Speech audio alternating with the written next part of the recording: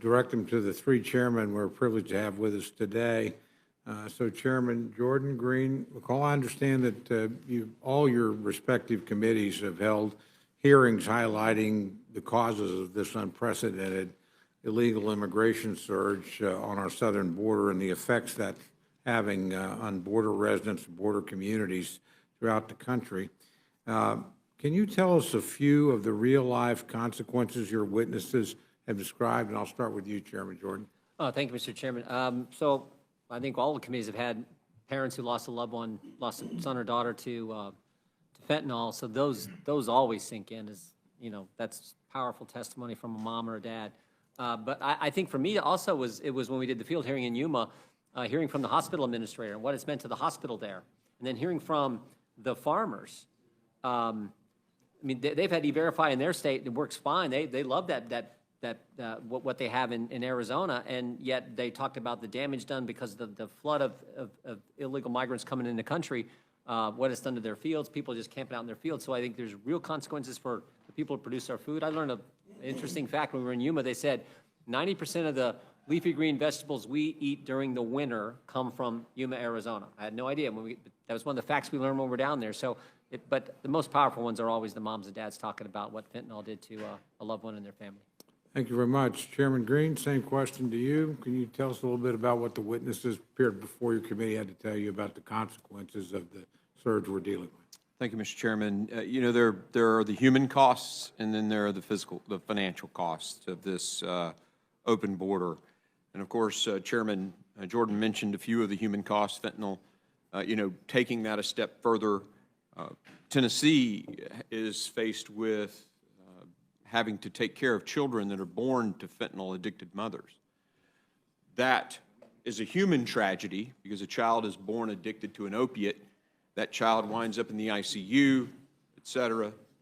There are learning disabilities that are associated with that addiction from birth.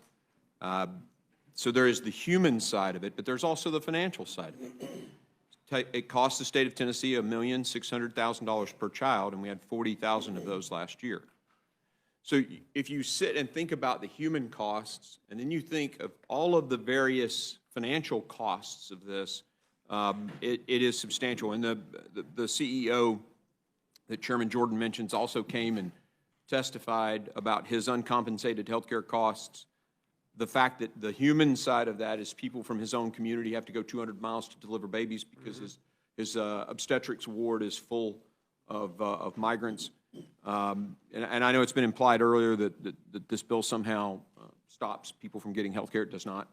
We have an EMTALA law in this country that every patient who presents himself will be taken care of. We're not undoing EMTALA in this legislation, so that's misinformation. But there is a human cost and a financial cost. Thank you very much. Chairman McCall, same question to you. Can you tell us something about what witnesses that appeared before your committee had to say about the consequences of this illegal surge? Sure, and thanks for the question. And I've seen this movie before, but it's the worst I've seen now.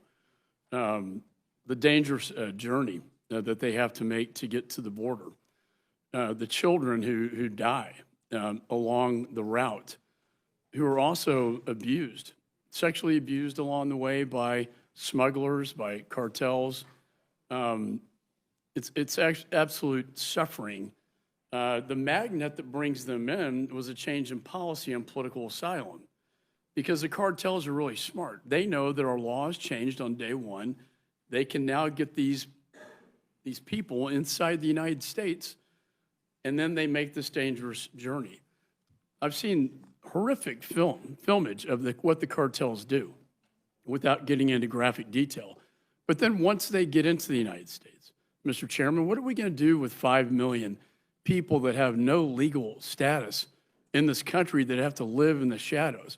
Where do the young women go? They get sex trafficked. Where do the young men go? They go to MS-13 or gangs. They become their families. There are stash houses inside the United States where 20 of these adopted children or sponsored children go to that makes no sense at all because they're being trafficked in the United States.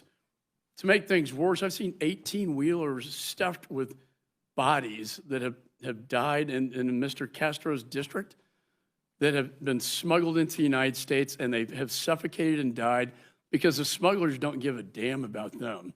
They just care about the money. And that's what's driving this. It's a change in policy. And I do have to respond. I do respect my dear friend from San Antonio, Mr. Castro. However, my bill will have no impact on someone's ability to apply for political asylum. That still remains their right. And in fact, he talks a lot about Ukrainians and Afghanistans, who I have done a lot to protect. The ones already in the United States are protected. And individuals already paroled in the United States are protected, and our bill clearly says that. So I do want to correct the record on that. But the human suffering, Mr. Chairman, and thanks for the question, it's horrific and it needs to stop. Thank you very much. Once again, to our three chairmen, along the same lines, could each of you... Hey, before you click on the next video, if y'all could do me a big favor and hit that like button. The algorithm loves it, and so do I, because it helps promote these videos and get the message out about what our government has been doing. Don't forget to hit that subscribe button and turn on your notifications, because every time I put out a video, you want to know about it, right? Thanks again, and have a good one. See you on the next one. Peace.